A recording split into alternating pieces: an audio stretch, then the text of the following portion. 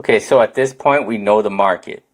We know what things are going to cost. We know what level we're going to start at. Now we'll talk about something that most first-time business owners completely skip out on. Who exactly are we building this for? We're not just going to build for people who like donuts, because that's everybody.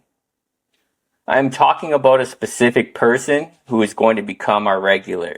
We want people to tell their friends and who will drive past 3 other donut shops just to get to ours. And if we do not know who that person is, we are going to make every decision wrong. Everything from our pricing, our menu, our location, and our vibe. All of it. So we're going to do this audience analysis to figure out who our customer is. All right. So we're chasing 2 different customers right now. Families wanting a Saturday morning treat versus affluent adults seeking artisanal experiences. These aren't the same person. The family customer wants consistency, volume, and a price that works when buying 6 donuts. They want sprinkles their kids recognize. The high-end customer wants what they can't get anywhere else. They're scrolling Instagram at 10 p.m. looking for best donuts near me before their friend's brunch. They'll pay $7 for 1 donut if it has brown butter glaze and candy yuzu. We cannot be both. Premium customers don't shop where families shop. Not because of snobbery, because of signal. A specialty donut loses its story when it sits next to a $1.50 glazed dozen special. Who we actually target if we're going to do premium?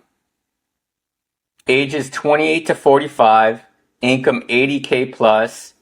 They buy from local roasters, farmers markets, craft cocktail bars. They use words like elevated, curated, thoughtful. They take photos of food. They tell their friends about discoveries. They're not looking for more donuts. They're looking for the donut shop. The one that does one thing spectacular. What they actually want is seasonal rotations, unexpected flavors that work, miso caramel, tahini honey, and black sesame. Not cute, refined. A menu with 6 options, not 30. Scarcity creates value. They want to know where your ingredients come from.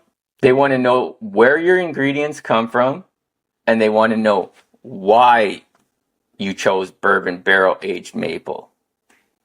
The brutal truth. If you're still making traditional glazed for walk-in traffic, you're telling premium customers you're not serious. Your brand becomes confused. Your pricing becomes impossible to defend. Families and specialty seekers want different everything. Pricing, portion size, atmosphere, operating hours, even location. So which customer are we willing to lose to win to the other? So I think I'll disagree with we drop the glazed donut completely. I think the glazed is actually the entry point that will make the specialty feel even more special. Because when someone walks in and it sees a basic glazed at $2.50 sitting next to a brown butter bourbon at $5.50, the specialty will earn its price. The contrast will do the work for us. I think the glazed would give people a reference point. It says, yes, we still do the classic. And yes, this is the other thing. And yes, this other thing is worth twice as much because it is on a completely different level. The glazed brings the family in. The specialty converts them into premium buyers. And once someone tries the miso caramel, they are not coming back for the glazed anymore. This is how we serve both customers. without confusing the brand. The glazed is the door. The specialty is the reason they stay.